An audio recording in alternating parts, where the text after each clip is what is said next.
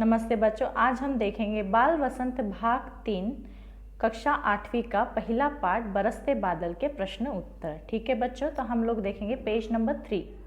ठीक है, तो पेज नंबर 3 पे हमें कुछ क्वेश्चंस दिखाई दे रहे हैं, उन्हें हम लोग पढ़ेंगे। ठीक है, पहला प्रश्न हमें दिखाई दे रहा है, देखिए सुनिए बोलिए के नीचे पहला प्रश्न लिखा है, धरती की शोभा का प्रमुख कारण वर्षा है, इस पर अपने विचार बताइए।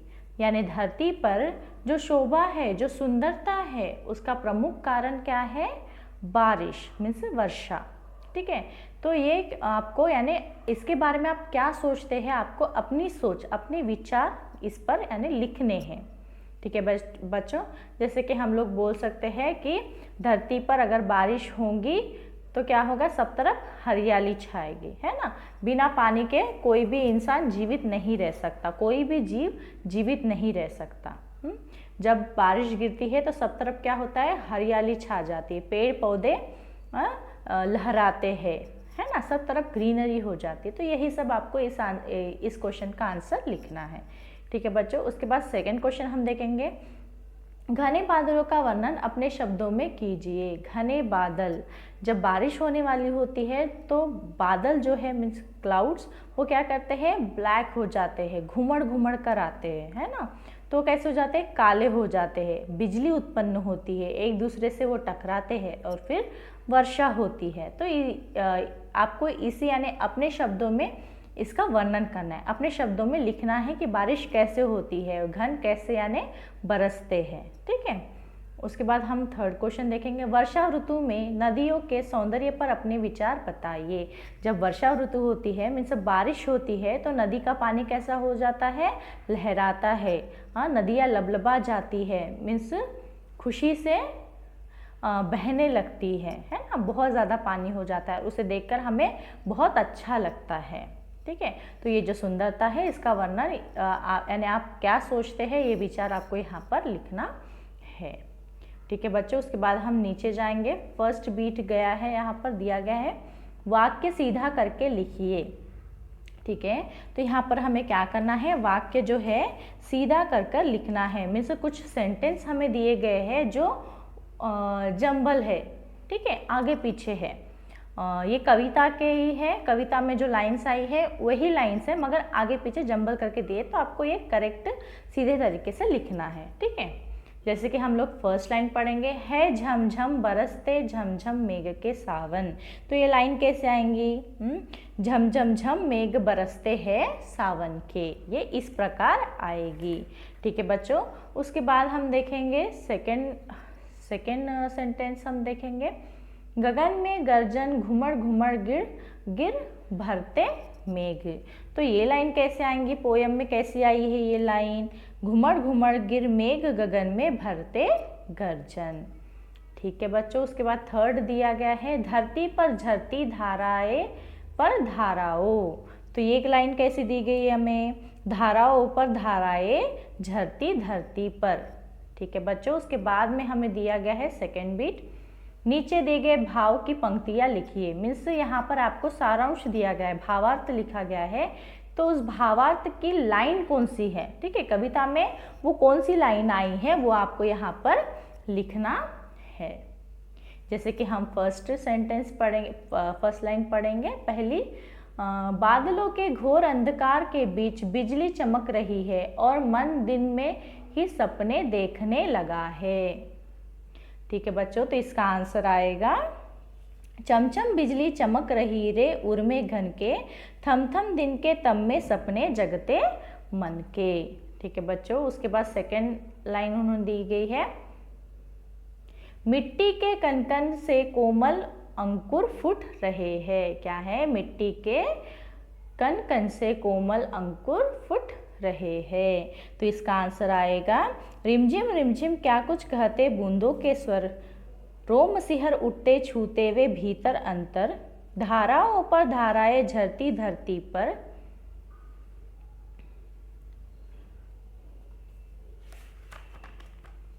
रज के कनकन में तृण को पुलकावली धरा।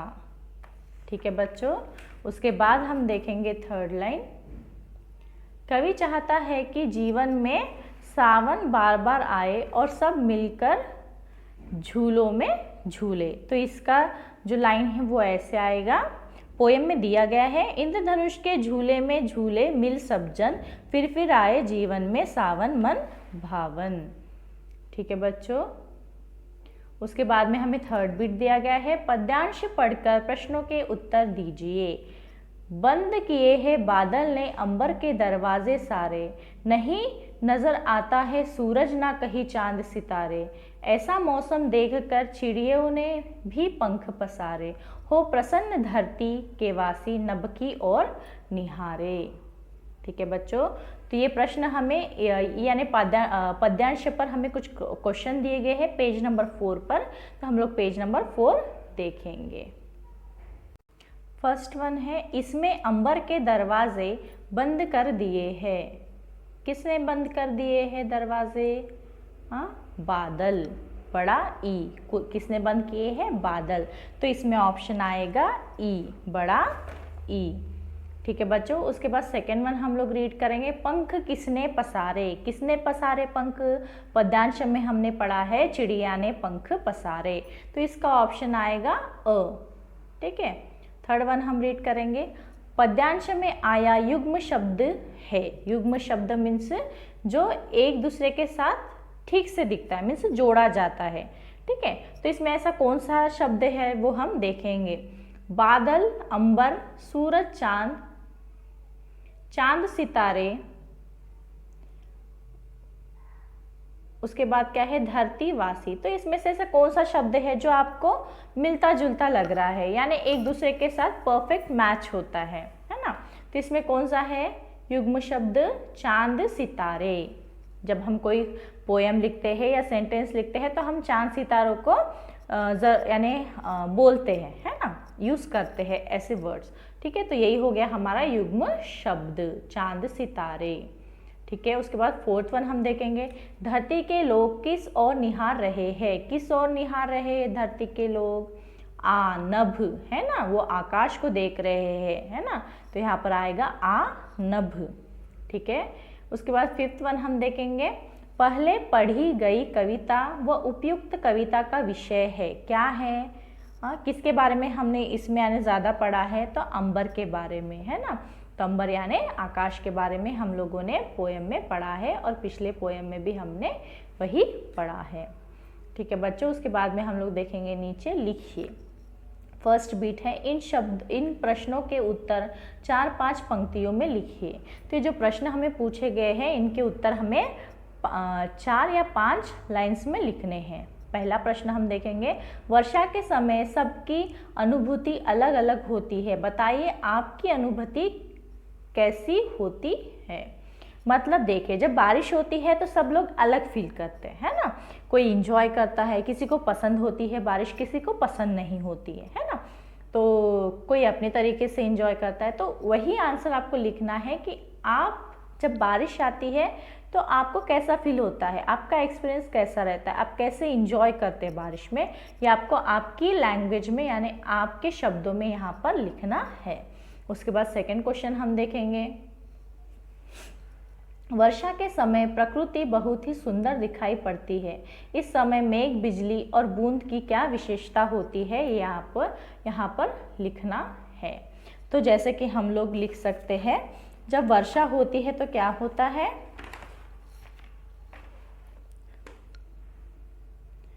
हम लोग जैसे कि लिख सकते हैं, वर्षा ऋतु आते ही प्रकृति खिल उठती है ना, सब तरफ कैसा होता है, हरा भरा होता है।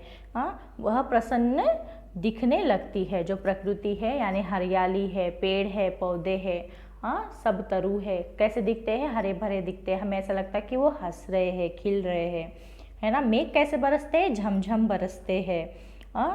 बूंदे भी कैसे यानी गिरती है, छम करके गिरती है। ये जो बूंदे हैं वो पेड़ों के ऊपर से छन छन करके ज़मीन पर गिरती है, और वो बूंदे हमें एक संगीत की तरह लगती है। और बिजली भी कैसी होती है, चमचमाती है। तो यही सब आपको यहाँ पर लिखना है कि प्रकृति यानी कैसी विशेषता है यहाँ पर, है ना। जैसे बिजली होगी, पानी की बूंदे होगी, जो भी यानी कविता में आया है बारिश की बूंदों के बारे में, बिजली वगैरह, ये सब ये आपको यहाँ पर आंसर लिखना है। ठीक है बच्चों। उसके बाद हम थर्ड क्वेश्चन देखेंगे, वर्षा की बूंदें धरती का रूप बदल सकती है कैसे। देखिए, अगर वर्षा की बूंदें धरती पर गिरेंगी तो ही धरती पर जल मिलेगा ना। सभी पशु पक्षी जो भी है वो जल के बिना नहीं रह सकते, है ना। जो बूंदें गिरेंगी तभी तो नदियाँ भरेंगी, है ना, सिंचाई होंगी, खेतों की सिंचाई होगी, खेत खिलेंगे। हाँ, यानी हर इंसान को जीने के लिए पानी बहुत ही ज़्यादा ज़रूरी है। तो यही यानी यहाँ पर इम्पोर्टेंस दिया गया है कि वर्षा की जो बूंदें हैं जब गिरेंगी तभी जीव जंतु यानी जी उठेंगे और सब तरफ हरियाली होंगी। ठीक है बच्चों, तो यही आंसर आपको यहाँ पर लिखने हैं 4-5 लाइन्स में। फिर हम सेकेंड वन देखेंगे, सेकेंड बीट देखेंगे।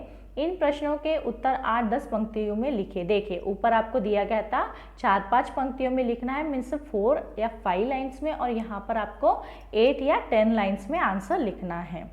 ठीक है बच्चों, तो हम लोग फर्स्ट क्वेश्चन देखेंगे। प्राय सभी लोग सावन का बार बार आना पसंद करते हैं, क्यों। ठीक है, तो यहाँ पर आपको रीज़न देना है कि लोगों को बारिश बार बार आना क्यों पसंद है। ठीक है, सब लोग पसंद करते हैं बारिश आना, मगर क्यों पसंद करते हैं वो यहाँ पर हमें लिखना है। जैसे कि हम बोलेंगे, सावन का महीना प्राकृतिक दृष्टि से अत्यंत महत्वपूर्ण है, यह बड़ा मन भावन होता है ना। यह सबका प्रिय महीना है ना। जब बारिश आती है तो सब लोग बहुत इंजॉय करते हैं, है ना, गाना गाते हैं, गरम गरम पकौड़ी बनाकर खाते हैं, सब लोग अपनी तरीके से इंजॉय करते हैं। तो ये क्यों ज़रूरी है। हाँ, जब वर्षा होंगी तभी पृथ्वी पर हरियाली होंगी, है ना, और सब लोग आसानी से जी सकेंगे, किसी को पानी की यानी कमी नहीं होगी, अकाल नहीं गिरेगा। तो ये सब चीज़ें हमको यहाँ पर लिखनी है कि वर्षा क्यों ज़रूरी है, मौसम वर्षा का हमारे जीवन में क्यों ज़रूरी है और वो बार बार आना चाहिए, हमें ऐसा क्यों लगता है, तो ये यहाँ पर लिखना है। उसके बाद दूसरा क्वेश्चन हम देखेंगे, कविता का सारांश अपने शब्दों में लिखिए। ठीक है बच्चों, यहाँ पर आपको क्या करना है, कविता का अर्थ, भावार्थ आपको जो भी समझ में आया है वो आपको अपने शब्दों में लिखना है यहाँ पर, उसी को कहते हैं सारांश। ठीक है बच्चों, इसके बाद हम लोग पेज नंबर 5 पे जाएंगे।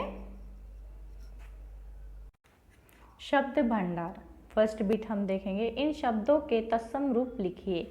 तत्सम रूप मीन्स हम कुछ शब्द संस्कृत से लेते हैं जैसे कि वैसे ही, तो उसे कहते हैं तत्सम रूप। ठीक है, जैसे कि यहाँ पर है सावन, सावन का अर्थ यहाँ पर तत्सम रूप आएगा श्रावण। ठीक है, उसके बाद सपना, सपना मीन्स स्वप्न। ठीक है बच्चों, इसके बाद सेकेंड बिट यहाँ पर दिया गया है, इन शब्दों के तद्भव रूप लिखिए। तद्भव रूप लिखिए मीन्स जो संस्कृत शब्द लिए हैं उनमें थोड़ा परिवर्तन करके नीति शब्द यूज़ करना, उसी को कहते हैं तद्भव रूप। जैसे कि गण, गण का यहाँ पर आएगा गण। ठीक है, तो गण में यहाँ पर कैसा लिखेंगे हम, ग वैसे ही आएगा, मगर न जो है वो नल का न आएगा, तो यहाँ पर हम लिखेंगे गण।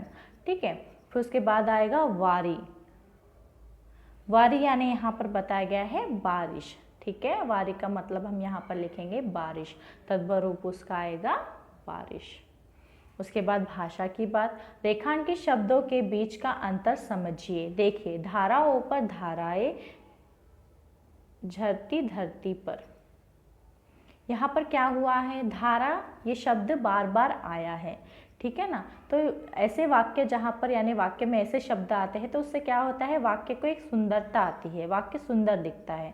तो इसलिए सुंदरता के लिए कभी कभी ऐसे वाक्य यानी वर्ड यूज़ किए जाते हैं, शब्द यूज़ किए जाते हैं। ठीक है, फिर दूसरा सेंटेंस जो है, इंद्रधनुष के झूले में झूले मिल सब जन, यहाँ पर दिया गया है झूले, झूले मतलब क्या हो गया, संज्ञा हो गई, है ना, मगर झूला यानी झूले ये हो गया क्रिया। ठीक है, तो यहाँ पर भी 2 बार वो वर्ड यूज़ किया गया है वाक्य की सुंदरता के लिए। सेकेंड बीट हम देखेंगे, रेखांकित शब्द के वचन बदलकर वाक्य फिर से लिखिए। धाराएं झरती धरती पर, पकड़वारी की धार झूलता है। देखिए बच्चों, कुछ यानी शब्द ऐसे होते हैं जिनके बहुवचन नहीं होते हैं, मीन्स एक वचन भी वही होता है और बहुवचन भी वही होता है। जैसे कि हम लोग एग्जाम्पल लेंगे, पेड़, है ना, सामग्री, पानी, वर्षा आदि। तो इन लोगों के अनेक वचन कैसे होते हैं, वही होते, तो इनका कोई बहुवचन नहीं है। एक वचन भी धाराई है और अनेक वचन भी धाराई है। पकड़वारी, वारी, वारी भी एक वचन है और बहुवचन भी वारी ही है। ठीक है बच्चों, उसके बाद हम नीचे जाएंगे। प्रशंसा, मेघों से बरसने वाली वर्षा की बूंदों से क्या लाभ है। जो मेघों से यानी बादलों से जो बूंदें गिरती है उनका हमारे जीवन में क्या लाभ है, ये आपको लिखना है। जैसे कि मैंने कहा, बूंद बूंद से क्या होता है, सागर भरता है, नदियाँ भरती है। तो जब ये बूंदें गिरती है तो वर्षा होती है। वर्षा से क्या होता है, नदियों में पानी लबलबा जाता है, सिंचाई होती है, खेत हरे भरे दिखते हैं, सब तरफ हरियाली होती है, जीव जाति को पानी मिलता है। बिना पानी के हम लोग जिंदा नहीं रह सकते। प्रकृति सुंदर दिखती है, नदी सुंदर दिखती है। तो यही सब हमें यहाँ पर लिखना है कि पानी का क्या लाभ है, बारिश के बूंदों का क्या लाभ है। ठीक है बच्चों, उसके बाद हम देखेंगे सृजनात्मक अभिव्यक्ति। मेघ की आत्मकथा लिखिए।